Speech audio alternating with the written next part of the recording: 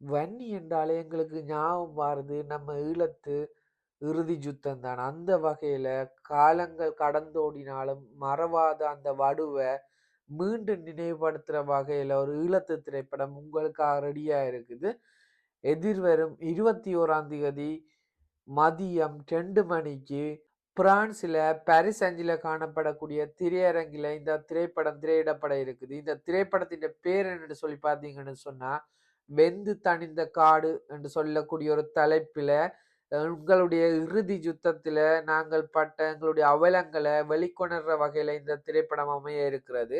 இந்த திரைப்படத்தின் இயக்குனர்கள்ன்னு சொல்லி பார்த்தா, மதிசுதான்னு சொல்லக்கூடிய ஒரு குழுவினர் தான் இந்த திரைப்படத்த வந்து முற்று முழுதாக இயக்கி இருக்கிறாங்க.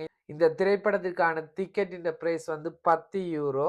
இந்த €10 வந்து எங்களுடைய ஈழத்து கலைஞர்கள முன்னேற்றதுக்கும், அவர்களுடைய அடுத்தடுத்த வெளியீடுகளிற்கு வந்து நீங்க ஒரு உதவி அளிக்கிற மாரியும் இருக்கும். எனவே கண்டிப்பா நீங்க இந்த திரைப்படத்த பாருங்க. உங்களுடைய கடந்த கால வாழ்க்கையில நடந்த அவலங்கள எங்களுடைய அடுத்த சந்ததிக்கும் கடத்தக்கூடிய வகையில இந்த திரைப்படம் அமையும் என்று நாங்க நம்புறோம். ஸோ கண்டிப்பா இந்த திரைப்படத்த பாருங்க. நான் மதிசுதா, ஈழத்தின் திரைச்சேற்பாட்டாளர்களில் நானும் ஒருவன். கடந்த 14 வருடங்களாக நான் தொடர்ச்சியாக இந்த துறையில் இயங்கிக் கொண்டிருக்கின்றேன். 205 மக்களிடம் கடனாக பெற்ற பணத்தில் நான் "வெந்து தணிந்தது காடு" என்ற படத்தை 2018 முயற்சி செய்து 2023ஆம் ஆண்டு திரையிடலுக்கு கொண்டு வந்திருந்தேன்.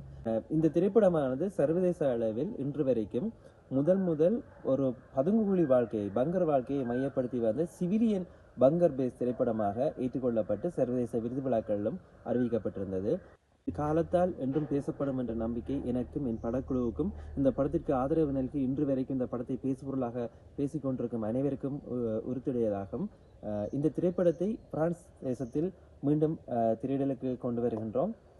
இந்த முயற்சியை ஈழத்தமிழர் திரைப்பட சங்கம் மேற்கொண்டிருக்கின்றது.